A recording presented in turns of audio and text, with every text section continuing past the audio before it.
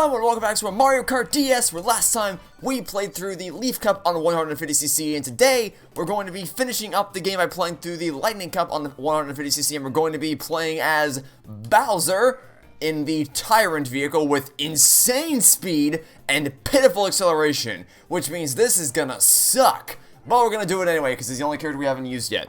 Now then, let's get started with the Lightning Cup, featuring Choco Island 2, Banshee Boardwalk, Sky Garden, and Yoshi Circuit, featuring the return of two of my mortal enemies. Let's begin! So, for today's discussion topic, someone asked in relevance to my rant about security breach. Oh, the handling sucks. In relevance to my rant about security breach yesterday, Jesus Christ. Wasn't it on Choco Island as well that I used Bowser in my Super Mario Kart Let's Play? Wasn't it this exact situation that, oh Jesus Christ, I can't escape the torture that is Super Mario Kart. It's just such a terrible game. Speaking of terrible games though, security breach. I ranted about it yesterday because there was a patch that came out recently that fixed nothing, and, well, okay, I get it, it's disingenuous for me to say that it fixed nothing. It didn't fix nothing. It did fix a substantial amount of issues. It's just that none of the issues it fixed are the things that I encountered in my playthrough, so unfortunately, I'm not going to be cutting any slack, and the fact that it made the intro... God, this car... This... Man, does Bowser just suck in every game before Mario Kart Wii? Because it seems like he sucks in every game before Mario Kart Wii. Thank goodness I don't have to place first in this one, because everything's already unlocked. Anyway, it also, in addition to fixing none of the issues I encountered, it also managed to introduce even more issues that weren't a problem before, so... Thanks, Sealwall. You guys are really competent game developers whose passion for this series just shines so brightly. I can't wait to see how much you ruin everything more in the future. But in relevance to that topic, somebody asked, hey, what are your thoughts on the idea of a game developer releasing a patch specifically to fix the story and not to fix the gameplay?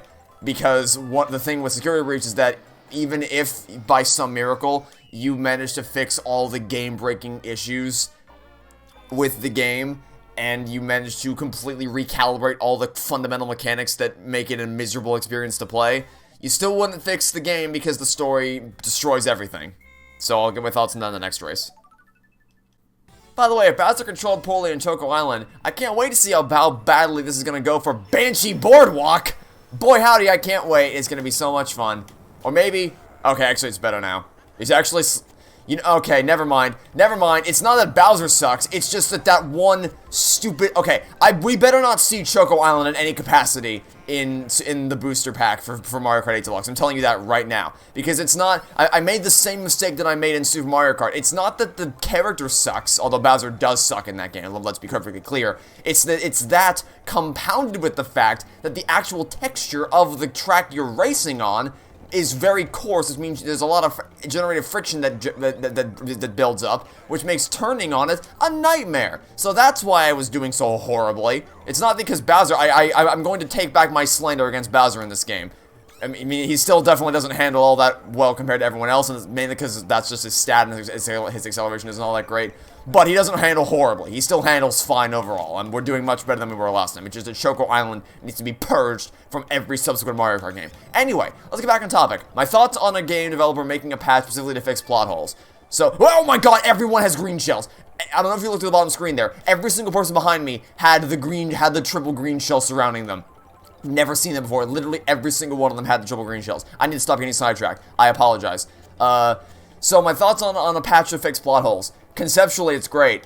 Like, you might find it silly for someone to patch something that doesn't need to be patched intrinsically, as in, like, the game is functional, so it doesn't intrinsically need a patch to fix it. But the reason why you would do that is because, obviously, the story is broken and it needs to be repaired. So, my thoughts on that are, yeah, that's a great idea. More developers should do that if it's required. Now, obviously, the counter to that, or the thing that would make that a less than desirable thing to do, is that, well, if the story can so flippantly change all the time, like if a developer can, that was not part of the plan, if a developer can just so blatantly and flippantly retcon the events of the story constantly, like let's say there's one update a year, and every year the game updates to change what happens in the story, then yeah, that might be jarring. Just to have it, because then there'd be no solid ground to work with. There's nothing foundational that you can stick to in the story when it's going to keep constantly changing. So obviously it wouldn't be something that I want to see abused. So maybe it's a precedent we wouldn't want to set for any game, just for the benefit of the entire medium of games as a whole. But in the case of Security Breach, I would be completely down with the developers doing something, anything really, to try to fix. Because, I mean, I'm going to go on a deeper tangent about this in my Security Breach video when that eventually comes out. But it's because a lot of people mention the fact that Afton's back. Spoilers, not that you should care. When the entire purpose of Pizzeria Simulator was to establish the fact that he wasn't, like, that was the end of his story, and we burned him to the ground, and now he's magically back. But there's more to it than just that. Because it's not just Afton that comes back, it's everyone. Elizabeth Afton, Michael Afton, the crying child, whose name I think might be Evan, I don't know if that's confirmed, Henry's daughter, Charlotte, every single person that played a substantive role in the series that was burned and met their peaceful or damnation end in Pizzeria Simulator. Yeah, they're all just back. I needed a mushroom for that. Damn it. I needed a mushroom for that. I thought I didn't need a mushroom for that. Turns out I did. Oops. So, yeah, all those, the resolution of all those character arcs, yeah, they mean nothing because they're all back in some form or another. The happy ending that the series met in Pizzeria Simulator and the closure that Henry's epic final monologue got as on top of the gravestone ending, all that resolution, yeah, it's just all been tossed out the window without a care in the world because they're all... If you don't know, all of those characters make a return in some form in Security Breach, which just it really just feels like the ultimate case of, oh, people love these characters, so if we shove them in every corner of the game, then people will love it. Don't you think, you know how awesome people are going to think we are? Because we have all these characters, all these great characters that people loved so much. Imagine what would happen if we brought back all of them. How great would that be? It would be terrible, thanks for asking. But they did it anyway, because they don't care about keeping a story consistent and honoring what happened before that point, despite the fact that they've said in interviews that they're really interested in honoring the series' legacy, which is hilarious.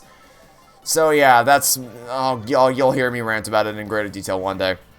But the point of this tangent of going on is that, yes, I would be completely down with Steel Wool making some effort to recontextualize the events of what happened in Security Breach so that Afton isn't back again. Just something, anything.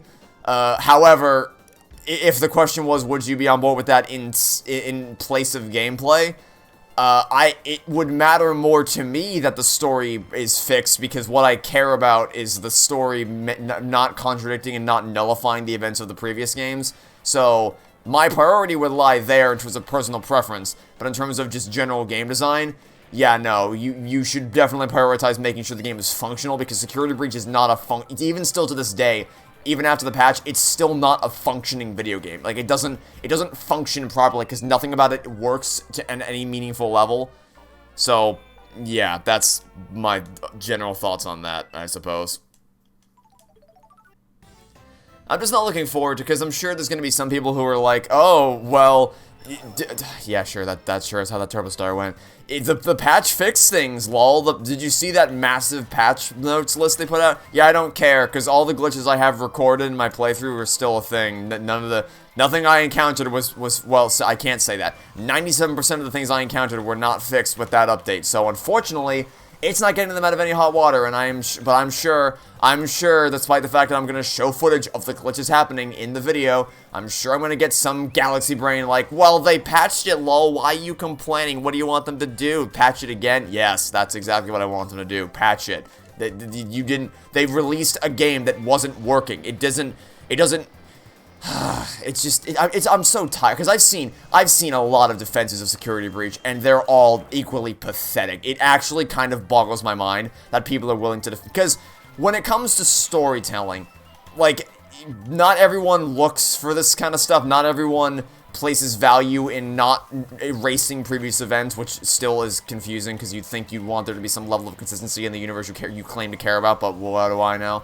But at least I can understand, like, if you just casually play the games and you just you don't think critically about anything, I can see how someone wouldn't care or wouldn't think anything of the return of Michael Afton and Crying Child. Because I'm sure a lot of people don't even know, to be honest with you, that Crying Child and Michael Afton and all the characters make a return. It would not surprise me in the slightest, to be completely honest with you.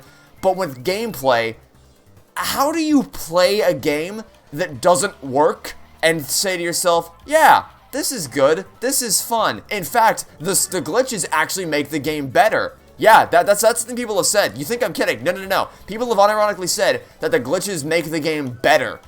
That is an unironic statement that I've heard people say, and I can't wrap my head around it. I genuinely can't.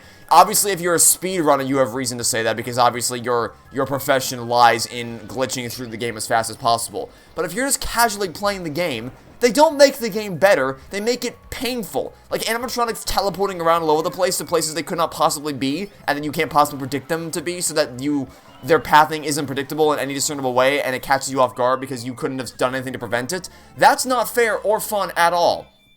So, yeah, I don't like Security Breach, because it's a terrible game.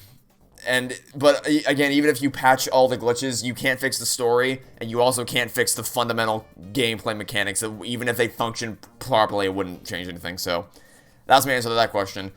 And that's it for Mario Kart DS.